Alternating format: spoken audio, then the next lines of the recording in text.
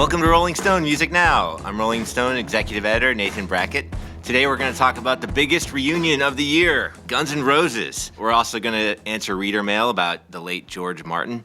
But first, we're going to talk about what we're listening to in the office. I'm here with staff writer Brittany Spanos and contributing editor John Dolan. Hey, guys. Hey. How you doing? All right. Brittany, you suggested this new song from Andrew Bird, which I'm enjoying quite a bit. Yeah, he has a new album coming out on April 1st called Are You Serious? And a lot of the album sort of was inspired by marriage and having a kid and all of that. And there's this really cool semi-bitter love song that he has with Fiona Apple. Which I love. It's like a little bit unusual for Andrew Bird, right? Yeah. I mean, it's like for people who don't know him, he's this super talented, like, multi-instrumentalist. I don't even know how many albums he's had at this point, but he's been doing it for a while. He just released one last year that was more experimental, and this one's more straightforward, kind of folky. Yeah, this seems like the most, like, straightforward song I've heard from him in a while. Yeah, and it's called Left-Handed Kisses, and it's just this really cute, fun, kind of playful duet between him and Fiona. I don't believe everything happens for a reason. To us romantics out here, that amounts to high treason. He recently performed on Ellen. He had this amazing violin solo during the breakdown that was just incredible to watch. The dude can bring it on the violin.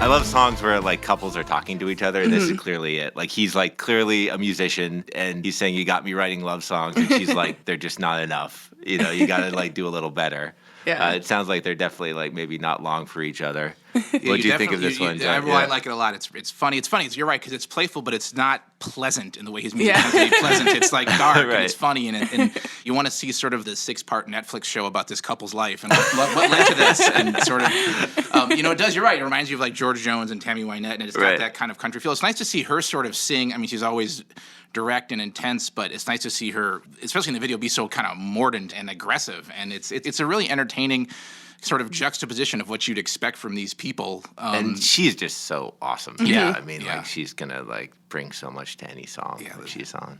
Yeah, she's got a little bit of grit in her voice with this one. Like, it's a little angry, and especially during the live performance, she had, like, a little bit of, like, super sourness and, like, anger towards Andrew while she was singing it, which was really great. Yeah, she really throws herself into the video as well. Her hair, and she's kind of the cold stare, and and you wonder, like, I guess I didn't really know that they were collaborators, or they had collaborated in the past, or if they had any kind of background, but they really have a lot of emotional connection in this song, and it bodes well for this record, because you're right, his records tend to be nice, and you wonder what this will be like. Well, I think they're both part of that kind of LA-based scene, which include, like, Blake Mills and just super talented musicians, and I'm happy that they did this. Yeah. Right. Yeah. John, the song that you brought to the table is from a new group, Big Thief. I'm loving this. Yes, they're a band from a place called Brooklyn, New York. One of those, and up and coming. Yeah, exactly. They're recording for Saddle Creek Records, which was best known for the place that kind of gave us Conor Oberst back about 10 years ago, a little before that. And they have a little bit of that. Yeah, I mean, definitely. Yeah. She sounds, I don't know where, the singer's name is Adrienne Linker, and I don't know where she's from originally, but definitely a Midwestern kind of stuff. They don't even have a Wikipedia page yet, which I love. That's a new band. A band camp, not a Wikipedia. That's when you know you've got something really hot. But the record is coming out in late May. It's called Masterpiece. They had a song out called Masterpiece. Most of her songs tend to deal with the dark side of love and loss, and this was about sort of seeing the person you just broken up with's new person, and they remind you of you. I guess I would say this is kind of the theme for today, right? Yeah. Like dangerous love, dark love. Yeah. We try to find a theme. Axl Rose's relationship to every member of Guns N' Roses would also fit into this.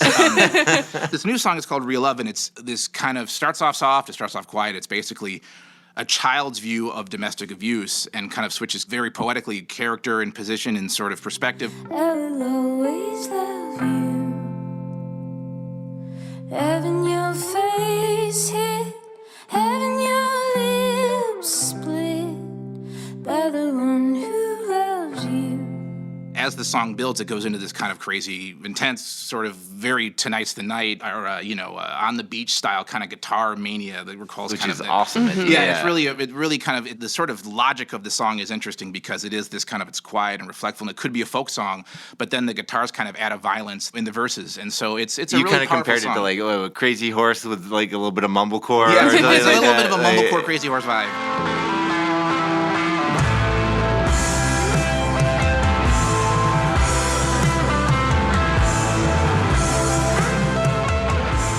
And this record that's going to come out is really fantastic. And she's definitely in this sort of like Sharon Van Etten, Waxahachie sort of mold of these kind of singer-songwriters who go in and on the sort of like intense side of romance and disaffection and stuff like that. It's so really many great. awesome like female frontwomen in rock and indie rock right now. It's true. I mean, it's the combination of, it's a great guitar band and a great sort of poetic singer-songwriter band kind of at the same time. And it's a really wonderful record. All right.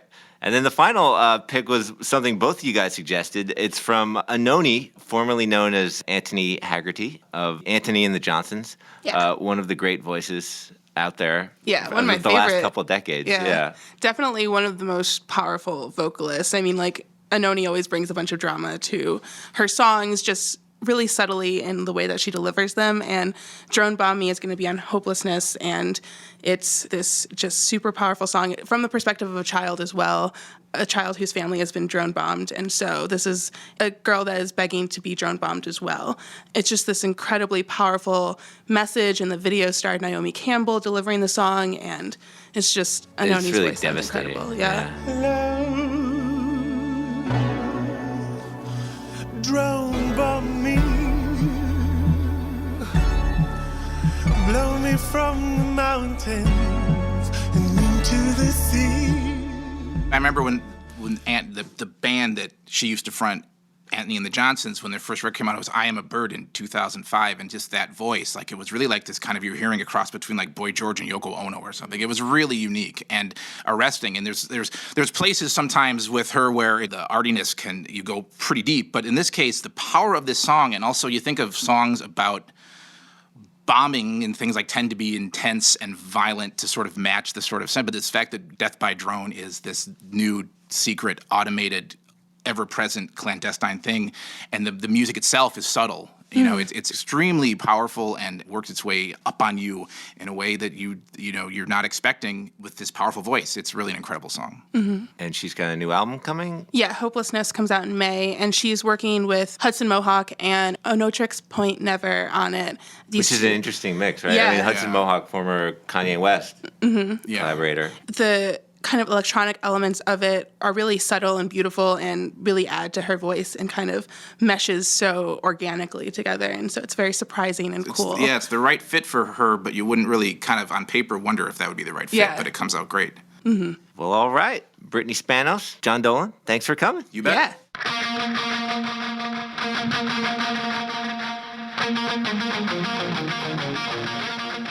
And we're back. That was the opening chords of Welcome to the Jungle by Guns N' Roses, which is very likely what a lot of people are going to be hearing on April 8th when the full Guns N' Roses are reunited. Well, not quite the full. Semi-full. Semi-full. I'm here with Andy Greene. Hi there. Associate editor, Rolling Stone, and Brian Hiatt. Hello. Hey, Brian. Hello. Senior writer, Rolling Stone, and we're going to talk about probably the biggest rock reunion of this year. I am not convinced that it's definitely happening. Until they walk on stage together and I'm watching it on Periscope or whatever, I'm not going to believe that this is happening. We are talking about Guns N' Roses. Listeners at home may well know the answer to this question by the time they listen to this podcast, whether Guns N' Roses have actually gotten back together. You really think they're not going to show up, Andy? I think they probably will. They'll be sued, there'll be contracts, but it would be very tough to pull out at this point, but Axl does not give a shit and very well might just say, I can't do this. It's possible. He follows his own way. Yes, no, the shows will happen and they'll probably be pretty incredible, but there's so many questions. It's so confusing because they've said nothing. Right. But the key of this is Axl and Slash and Duff McKagan. Duff McKagan are back together at Guns N' Roses. In terms of reunions that you thought would never happen, Andy, where does this stack up with like the Smiths? Well, This felt possible because Duff was back in the band and Izzy has guested with Guns N' Roses a few times. This seemed possible because there was so much money at stake and they kept getting closer to it. So on the likelihood scale of like 10 being never happened, Smiths, Johnny Marr, and Morrissey hate each other, 1 being the Kinks. The Kinks, who have plans to reunite. It feels like the Smiths hate each other in some kind of British way that we can't understand. Right, it's unknowable to us. There is something we will never. Whereas this is, it's just two American guys that hate each other. They'll figure it out. And I think both Morrissey and Axl, they were both pretty crazy. But Axl is more interested in making lots of money than Morrissey is. I think that's a slight difference. Crazy's so harsh, Andy.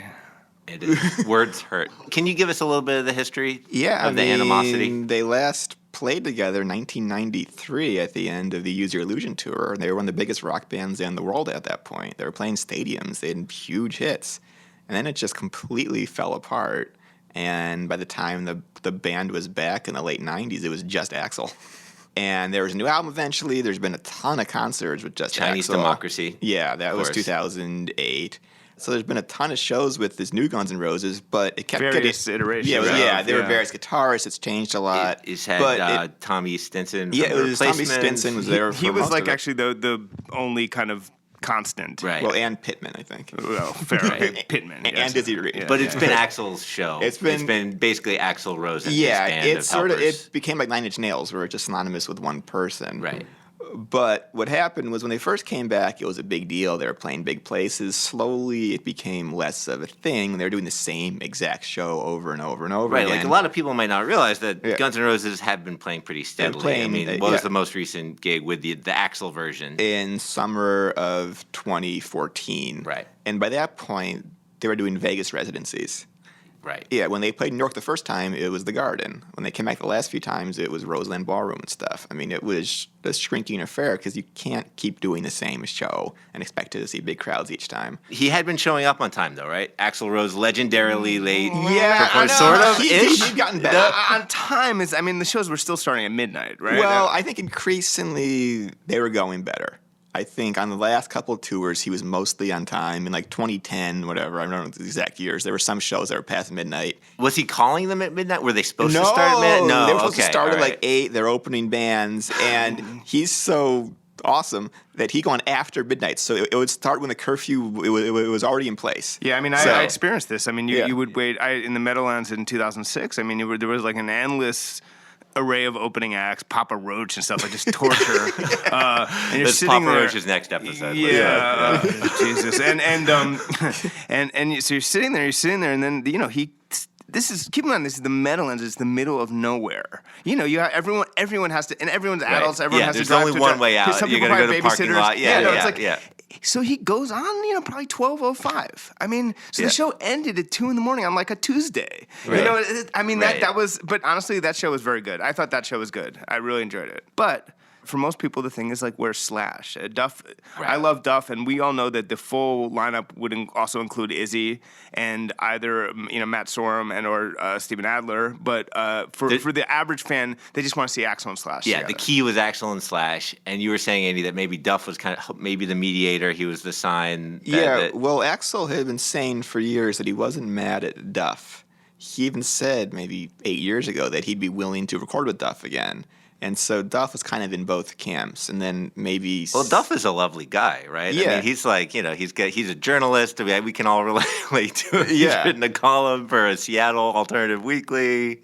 Everyone loves If Duff. you ever meet him, He'll be wearing glasses if you meet him. He's just a really nice guy. Yeah, I've had great times with Duff. Duff is a very nice guy. Yeah.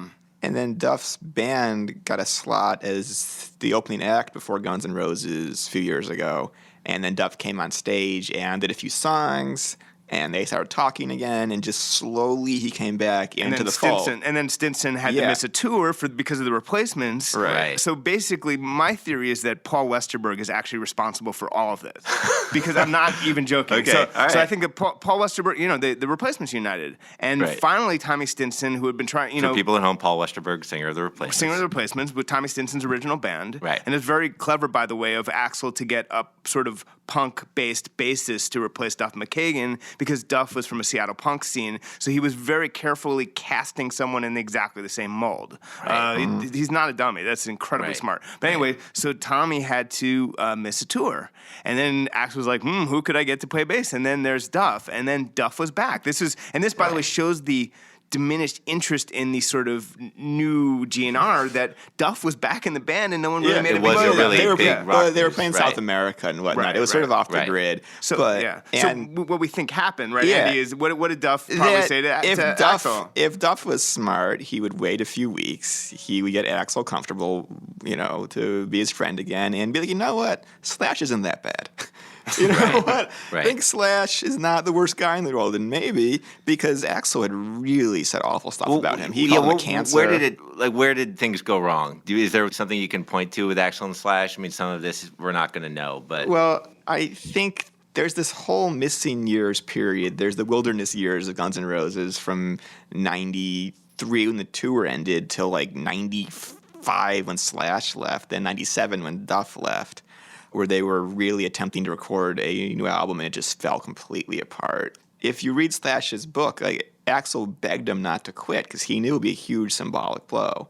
Right. And then he left the group and started talking some smack about him, and Axl, he can't handle that. And then when GNR, they came back and played a Vegas gig, Slash joked about trying to actually go to the concert and was in Vegas at the time.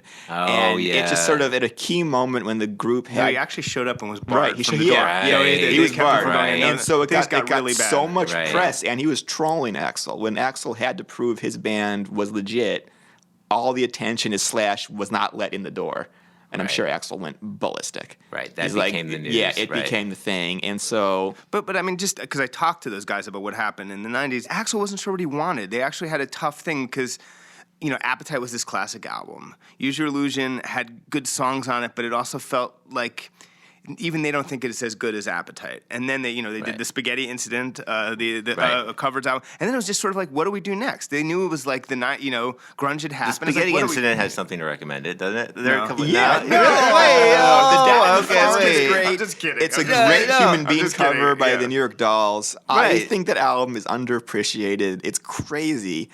And there's that new guitarist on it. It's been totally forgotten. Anyway, we're getting off track. Okay, sorry. Anyway, but they were trying to figure out what to do, and it was like sort of Axl was bringing in different guitarists to work, to try to like quote unquote work with Slash, and that was a disaster. He even brought in Zakk Wylde, the Ozzy's guy, and apparently that was like a nightmare. And so it was just, I think Slash was just like, I don't have a creative, I'm not allowed to.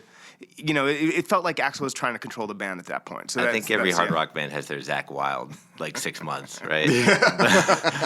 But right, sorry, you go.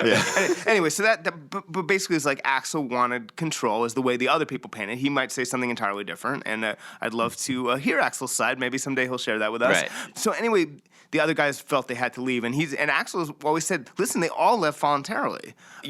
Like Duff, which is technically true. Like, not Steven Adler, right? Well, Steven Adler was gone a long time ago. The exact moment when Sorum left is unclear to me. That's much more unclear. Well, actually, speaking of Sorum, it's very hard to get some reporting on Guns N' Roses these days. There's kind of a cone of silence around Axl. He leads what some people have described as maybe a bit of a Howard Hughes-like existence in a compound somewhere in California, in Southern Los California. Angeles. But we managed to get a little bit of fresh reporting. One of the most surreal moments of my life. I was getting lunch with Brian. We were talking about in Rockefeller Center. Yeah, we were on Midtown. We were on 6th Avenue. We were talking about Guns N' Roses because I was reporting a Guns N' Roses. Near the Rolling Stone offices. Yes, I was reporting a story on them. I was hitting brick walls just everywhere. We're talking, actually just talking about the difficulties. And we name checked Matt Sorum. I said to Brian, "Do you think Matt Sorum is going to be there?" We're talking about him, and we're walking back as we're mid discussion about GNR. I go, "Wait a minute." That's Matt Sorum. On the streets of Manhattan, Midtown Manhattan. He was the guest drummer on Seth Meyers that week. And I stopped in my tracks, and Brian, he went like, "Hey, Matt Sorum." And he stopped, and he was like, "Hey guys," and we, introduced her, said who we were, and we're like, what's going on? And so he gave us a little. He said his kind of money quote that we actually used in the magazine was like, "You never know." So you asked him specifically? Yes, I said, "Are you going to be part of this or what?" Yeah, yeah, and he said, "You never know." The answer, as best as we can tell, is no. He is not part. And that was the only quote from Matt Sorum, right? Or from any member of the band. Yeah, Right. He is. I think you need to embellish the story a little bit, though, Andy.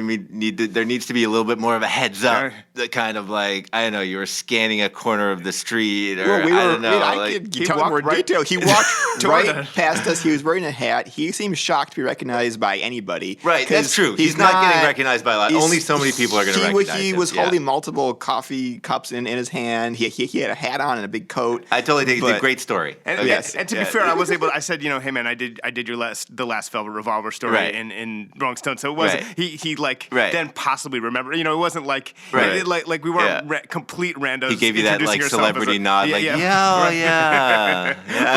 but I mean, he knew that story, so it wasn't like we were like completely. Anyway, he materialized out of thin air as we were talking about him. Right. That was the most amazing. All right, thing, so this is amazing. The first piece of reporting was within like maybe 500 feet or a quarter mile of the office. Actually, the other piece actually happened in the office. In the office, yeah. I was on Twitter, maybe about 3 weeks ago. I got a tweet from an account that was called Izzy Stradlin 999, and it was like, "Hey Andy, this is Izzy. I love to talk to you." And I presumed it was a joke for a lot of reasons. Right. The biggest one, he's one of the most reclusive members of any rock band I'd ever heard of. Had not previously been on Twitter, to your He'd knowledge. never been on right? Twitter. I can't recall an interview he's done in 20 years or so. Yeah, the last we heard from was when I was texting with him in 2006 or 7. What year was that? That was 2007. Yeah, trying to get him to participate in an Appetite. And that didn't, I mean, he would it's this weird thing where he would text back, he was perfectly friendly, but wouldn't do an interview. Yeah. And then then he thought I was Axl for a while and asked me a weird question, but that was another. He thought you were Axl. Yes. Okay. Yeah. Anyway, so the fans are freaking out about this on the fan forum because they have a huge fan community. Yeah, this is a public conversation. Yeah, but I presumed it was some jokester because it's Twitter. Totally unverified. It was just a random account. Didn't have the blue check. So I was all sarcastic back. I'm like, "Hi Izzy, I can't imagine that there's any scenario that you're a fake Izzy, because who lies on the internet?" And he goes like, "No, it's me. I want to talk to you. I just emailed you." I'm like, "That's news to me. I don't see any email." And we're talking back and forth. And he had emailed what, like the letters? It turns out he had emailed rseditors@rollingstone.com, Wow, which is just the general account where we get letters. Where we get a billion. Note to everyone: if you're trying to reach someone, don't ever do that. That's not a good way to. No. So this whole conversation is public, and there's like a 50-page thread on my GNR forum all about it. And every tweet I put is being obsessed over, and I'm just thinking it's a jokester. And then I go home that night, and he goes, "I want to call you." So I said, "Okay." Now we're on DM. And I send him my my phone number. Steamy, actually. Yeah, I sent him my work phone number, which was a mistake. I should have him call my cell, I guess. And he goes, "Great, I just called you." So I go, a guy with a voice box calling hello. Yeah. Anyway. So I dialed into my office line, and there he was. And I'm like, that really sounds like him. Then I went on YouTube and found some interviews that he gave in the 90s. It was the same exact voice. And I'm like, holy shit, this is Izzy. Should we play some of the clip? Yeah, we should let's play some of it. Okay, and here it is. Hey, Andy, it's Izzy calling. It's Tuesday, like 5:30 California time. It's me. I know there's a lot of questions, regarding my Twitter account, but it's me. I opened a Twitter account. There was just so much speculation going on regarding my involvement and, studio recording. There's so much just misinformation. So I wanted to clarify that I'm not in the studio with anybody recording any of the Guns N' Roses guys. At this point in time, I'm not involved in the actual shows. So anyway, I can't do an interview with you right now, but I wanted to get that information out just to let people know that a lot of the stuff they're reading is not true. And I think the Twitter account will be fun. And I might post some stuff on there this week, throughout the week. Anyway, I hope you are. I just wanted to confirm it's me. That was the second piece of fresh reporting from the only other maybe fresh reporting from any other members of the original Guns N' Roses in Rolling Stone. Because Axl, Slash, and Duff have said not a word. Slash shared the Coachella poster on Instagram with a smiley face. So the extent of Slash's public comment has been one little emoji. And in context, I mean, this is not uncommon for bands embarking on a big tour or reunion. They don't want to mess things up. Are There's a lot. Contracts are signed. They don't know how it's going to go. But there's no precedent for this. But like with Van Halen, they had a press conference. With other groups, they put a picture out. They do some interviews. They hold a press conference with Simon and Garfunkel or the Police. They have a huge press conference to get attention for the tour. Well, the central question, right, is, or one of the central questions is, are Axl and Slash actually reconciled?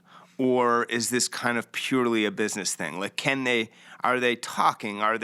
Can they joke together? Can they interact? Or is it just like, contractually, Slash may not look at Axl while he's wonder. singing? That's a big question. And right? I would suspect they're probably not great buddies. I mean, actually, Courtney Barnett in the New Rolling Stone had a great she was asked about the Guns N' Roses reunion. She's a singer-songwriter, and she's a big Guns N' Roses fan. And she said, the thing about reunions is, it's like your divorced parents getting back together. It might be like a wish fulfillment thing for you. It might be fun for you, but it's probably not fun for them. Yeah. Well, and the weird reality, it's not going to sound that different. Slash is an awesome guitar player, but he brought in dudes that could play like him for the most part. It might sound more different than you think. You hope have to so. see. The one thing I thought about is, Izzy's motivations for reaching out to you. Now, he pointed fans to a couple of videos he recorded of cover songs. And if you look at the lyrics of the cover songs, they seem to imply a certain discontent with someone in your life who might be trying to control you or making decisions you're not happy about. So what I would bet is this wasn't Izzy being like, no one ever contacted me. I've never had anything to do with this, but rather they made me an insulting offer. Right. They didn't involve me at the beginning, but they kind of half-heartedly tried to pull me in. I would bet that there was something that he seems not thrilled with the situation. Right. And this is a little bit of projection. I can't be sure, but it seems like something went down that he's not. Or if they didn't ask him and he's mad about that. But there's some. He's definitely not like a happy man about this situation. Yeah, right? that's why it went public. Because I think if I'm Izzy, I'm going to think, I'm a co-founder of this band. I was there long before Slash. I was a key writer of most of the famous songs. I deserve as much as Slash. Right. And probably he's not getting offered that. Right. But on a marketing level, he doesn't. It's sort of like whatever his that actual importance on a marketing level, he doesn't have nearly the brand equity of Slash. And so, if you are the guy deciding who gets what, you might not. And back in the day, they all split it. It's easy to forget they once were like a band who all got. Did they actually split things equally back in the day? Supposedly, before things went south in the very beginning, then things started to go nuts. But they were actually a band at one point. Right. And this is actually not uncommon either, though, with reunions. It's like because there are certain key people. Obviously, Axl is the most key person, and then followed by Slash. But also Axl now, the difference now is, and this is one of the things that happened as things went south, is Axl, of course, owns the name Guns N' Roses. Right. So now anyone else is his employee. Yeah. Right. So it's a very different situation. It's a different dynamic. And what's amazing is Steven Adler has said nothing. This is a guy back in the day, I get on the phone in 5 minutes. Steven Adler being the original drummer. And who's had a pretty fraught few decades. Yeah, he had a tough time. He was actually Substance thrown out of abuse he was issues, he was the guy thrown out of Guns N' Roses for doing too many drugs. So you can imagine how many drugs that was. That's sort of the infamous. But because he's not complaining, everyone's best guess is that he's going to do that thing where they bring him out for 3 songs. It's not like he can't play You Could Be Mine. He's not going to play anything from Use Your Illusion. Right. But he can still play the Appetite stuff. And so they'll bring him out. And they'll be like, ladies and gentlemen, special guest, Steven Adler. People go nuts. And then he goes off the stage and they pay him something. He's happy. Everyone's happy. Well, that brings up the other questions. Like some of the other unanswered questions. How are they going to handle like Chinese democracy songs?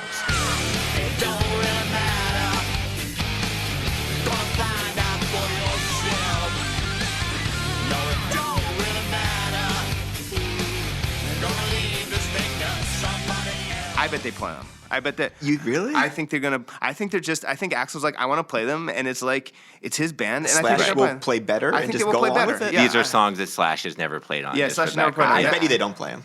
I admit that it's an issue of, that is hard to predict, but I think that they'll play them. I guess Duff has played them. Duff has played them. Slash he'll just play them. He can't play all that weird Bumblefoot stuff, which I dig, but how does Bumblefoot fit into all this? He's out. Let me tell you something. Bumblefoot is a really good guitar player. He is. And I'm told a really sweet guy. But He is anyway, out. I met him. Yeah. So DJ Ashba's out and Bumblefoot's out. Yes. This is the interesting thing. So there's a certain extent to this is really a hybrid of the new Guns N' Roses and the old Guns N' Roses, because the drummer is the guy who's been playing, as best as we can tell, is going to be Frank Ferrer, who is the new Guns N' Roses drummer. He's from the new lineup. So there's a certain extent to which it's a quote unquote reunion and actually more of a a composite. Or it's the last lineup with special guest Slash. Right. Just backing up for a minute, the big question, what do Guns N' Roses mean in 2016? How do they stack up? They're the Led Zeppelin of the 80s in a lot of ways, or the Rolling Stones of the 80s or something, or the worst case scenario, late 80s, but the Aerosmith of the late 80s. Well, it was 86, whatever. Well, that's not when they were. That's not when they had torn hits in by 86. 88. Okay, I would say they were the last, hard rock band before Nirvana. The last kind of classic, unironic. After Nirvana, you kind of couldn't be a hard rock band without it being a little. Being a feeling like there's a little bit of a shtick or something, a little bit of retro. Guns N' Roses were the last great traditional hard rock band. Would you guys agree? They were the last. Yeah, I mean, I've written about this before, but it's just basically Appetite for Destruction was sort of the last classic rock album. It was it also was, by the way, recorded on tape, and edited, and so it was kind of the last before everything. I mean, everything's been sort of grandfathered in, grunge too, but they do feel like the last part of that, the last gasp of that era. Look at how many Facebook fans they have. They remain phenomenally popular. Yeah, and their T-shirts are all over town. Those songs are everywhere. Sweet Child of Mine is this sing-along classic now. Kids sing it in schools. It's just everywhere. What? No. What are you talking about? No. I've seen children's choirs sing it. I've seen YouTube clips of that. I'll show it to you later, bro.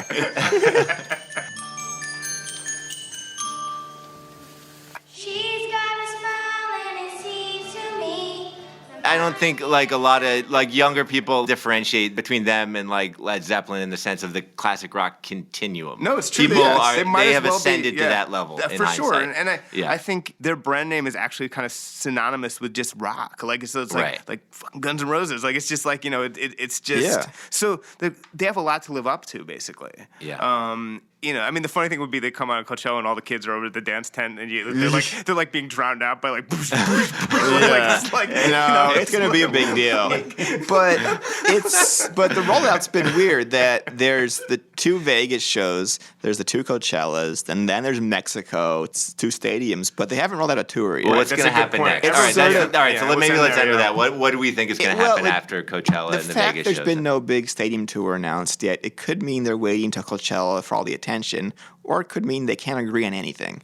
And they're having trouble figuring out a launch. It could be both. It works both ways. That basically if Coachella goes well, then they have all these dates. I'm sure they have dates blocked out. So it's first of all, Coachella goes well, but they might as well announce it after Coachella to get the swell of attention. If I wouldn't be surprised if the morning after Coachella all goes well, they announce a huge tour. Right. That's probably the plan. But they probably reserve the right to pull the plug. Yeah. They don't want to get too greedy. If they try and play 50 stadiums and charge $350 a ticket, that's pushing it. And the question is, how damaged is the brand name?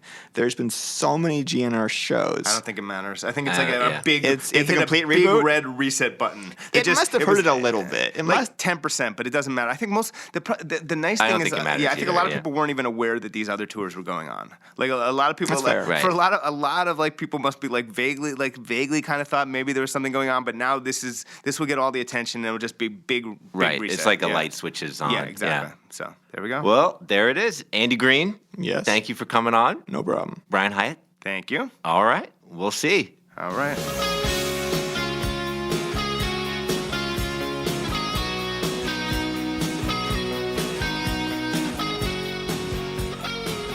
And we're back with our reader mail segment. I'm here with contributing editor David Brown. What's up, David? What's up, Nathan? David just wrote a really nice piece about the late George Martin, the Beatles producer, who passed away this month. And predictably, we've already gotten a fair amount of reader mail. David, before we get into it, though, help people understand, like, what do you see as George Martin's importance? You know, like, a lot of people don't realize, they see him as this dashing guy who is considerably older than the Beatles, kind of from another generation. You know, he came from this era of Abbey Road where people still wore lab coats and ties. Yeah. I mean, like, what do you think he really did? You know, he let the Beatles become the Beatles, and that sounds like such a simple thing to say. But he's the first person who really, in the music business, saw their potential. You can remember they were rejected by a lot of record companies in England before EMI, and even other people at EMI weren't so thrilled with them. And he was the one who really first, when he saw them in the studio early on, saw that potential of their originals, of their harmonies. He made early suggestions to change tempos and to sing tighter harmonies.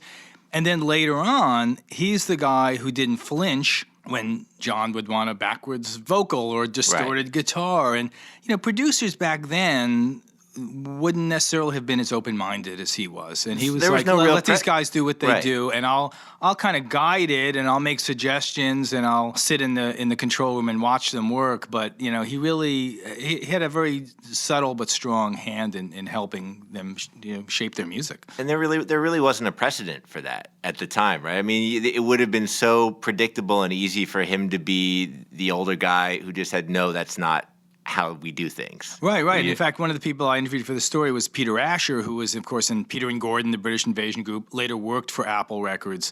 And he popped in once in a while to see the Beatles and George Martin at work, which was very rare. They didn't like any outsiders. But he would notice that, yes, like you just said, he put it exactly the same way. He said they would come up with some idea. John would say, I want my voice to sound like this or that. And anyone else would have said, no. And George would be like, no, that's fine. Let's try it.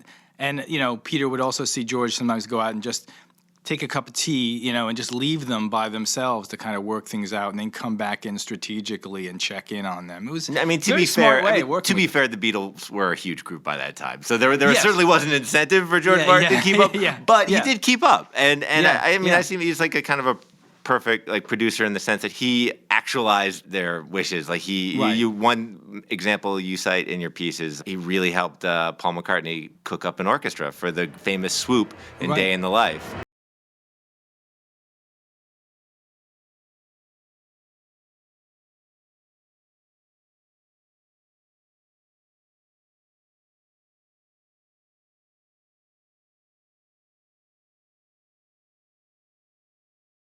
There, and they had this idea of like, well, how can we bridge them, put something in the middle to meld together John's first part and Paul's second part. And then Paul and John had this vague idea, let's get some orchestra, some string section, some real crazy symphonic thing. And they got the string section orchestra into the studio, and then it was George Martin's job to tell these classically trained musicians, no, you can't play in unison together, all playing the same notes at the same time. You all have to do crazy stuff individually and not listen to the next. What do you mean? Exactly. They're like, what are you talking about? And it was George Martin who had he studied oboe and piano. He was a musician. So he was able to translate that to those musicians, and we ended up with that great part. He's also the guy who really helped broaden their sound, like with Yesterday. He's the one who convinced Paul, like, let's just have you and a guitar and make records like that. They made them as the Beatles. And that was step one in them experimenting more in the studio and trying stuff not just as a four-piece rock and roll band. And that, of course, that has huge ramifications. You also mentioned the little harpsichord or keyboard solo. Yeah, the famous In My Life, like piano part that sounds like a harpsichord. He can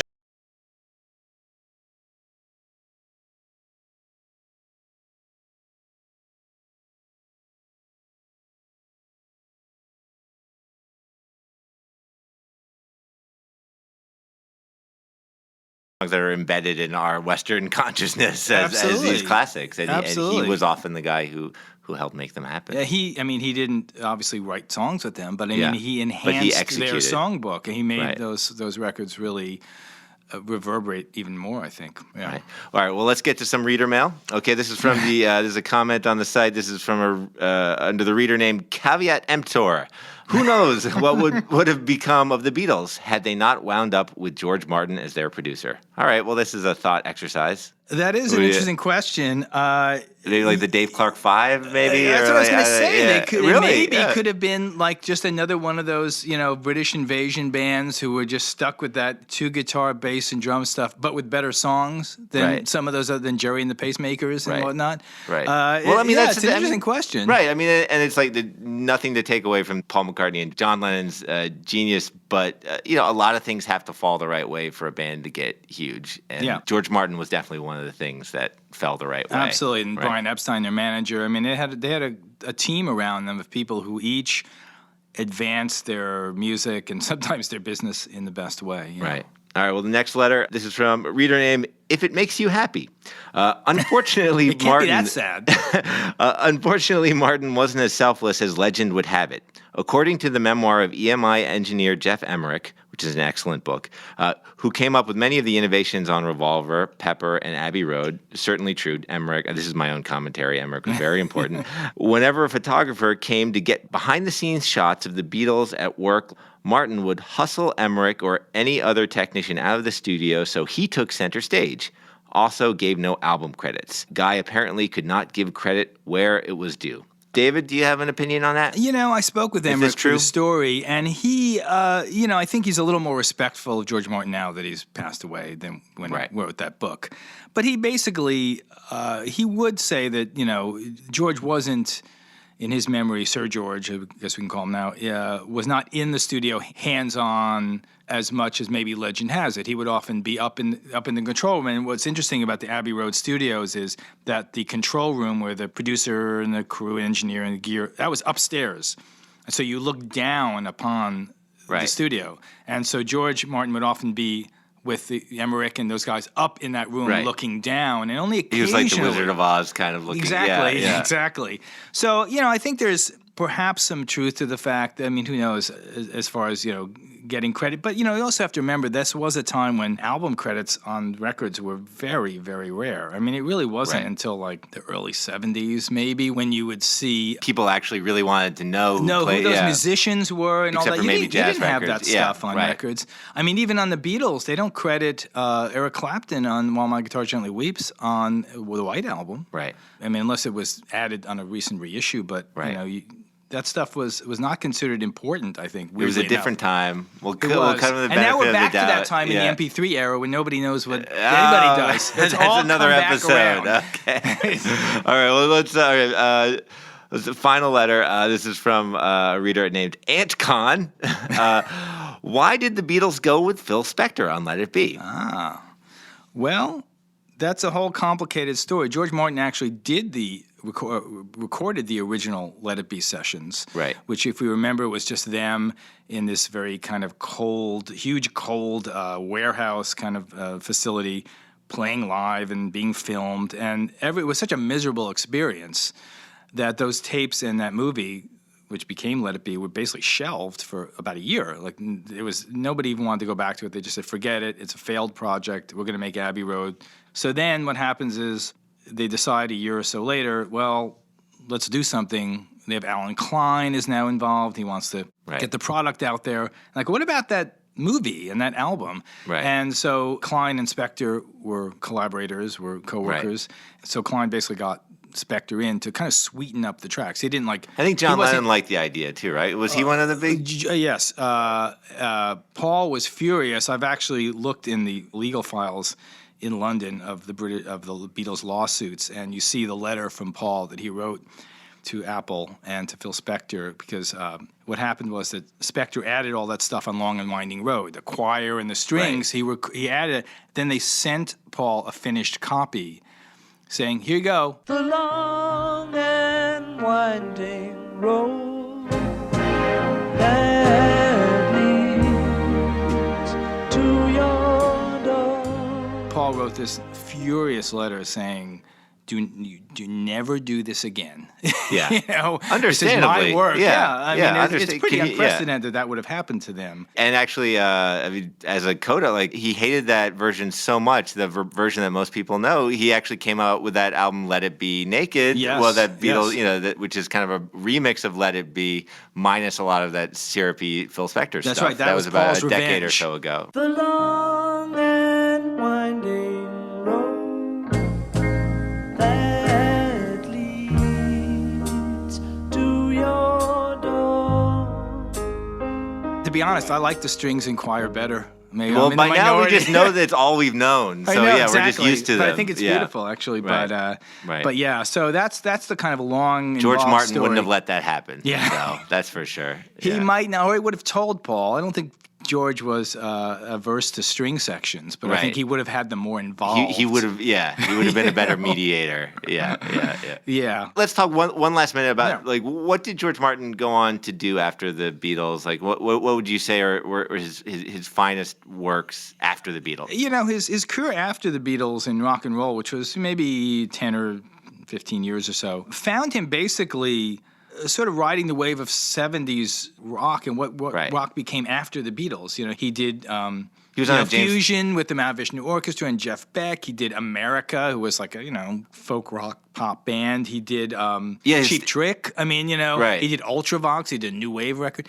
Well, you talked to Rick Nielsen or got Rick some quotes from Nielsen- Rick Nielsen for Rick your Nielsen, piece, who right? said that did remember George just being a well-dressed guy in the studio. Still, in 1980, he was wearing collared shirts and all that. And he did bring something. Nielsen said that he felt that Martin would never look down on them. And that's another thing that Peter Asher told me about Martin working with the Beatles that made him really pivotal. Even though he had this classical background, even though he was not a rock and roller and he hated distorted guitars and things like that, he never had a snobby kind of air about him.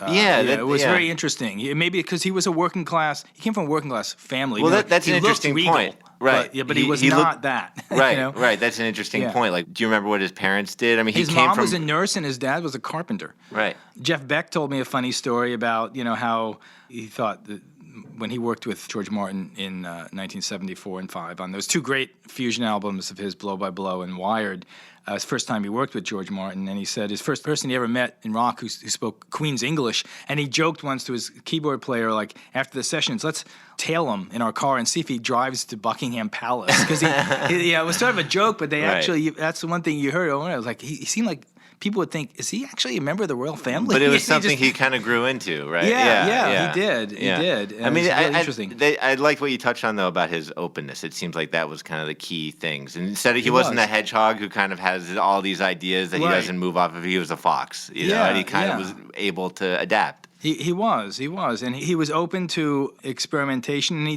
didn't have that snobbery that so many people in the music business had about rock and roll in the 60s, and we forget that was there. There Right. was this sense of, well, that's not the real music, it's a fad, it'll Right. come and go, we'll make some money, Right. but it's not jazz, it's not Sinatra, and he didn't, he might have had a little bit of that early on, it's possible, but that was all dispensed within a few years, and Martin was definitely not, he was not condescending toward Right. the musicians he worked with, which is another, huge point in his favor. But Oz never did give nothing to the Tin Man that he didn't already have.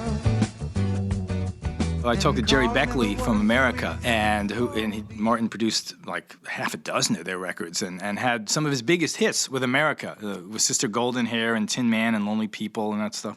And he said once George Martin told him that Martin made more money off America records than Beatle records, because back then in the 60s, producers didn't Right. get a big share. That changed. Right. But I was In the 60s, especially from that era with Martin, you were just like a staffer who showed staff up. producer. Right. And it was only a few years in when Martin started his own production company and started making more money. But I was like, oh my God, I thought he made more money off of Tin Man Right. than he did off of... Where's the justice in that? But Exactly. hey, he did all right. Yeah. Exactly. Crazy, crazy business sometimes. David Brown, thanks for coming in. Thanks, Nathan. All right. And that's it for Rolling Stone Music Now. If you like what you heard, please leave a nice review on iTunes and maybe subscribe.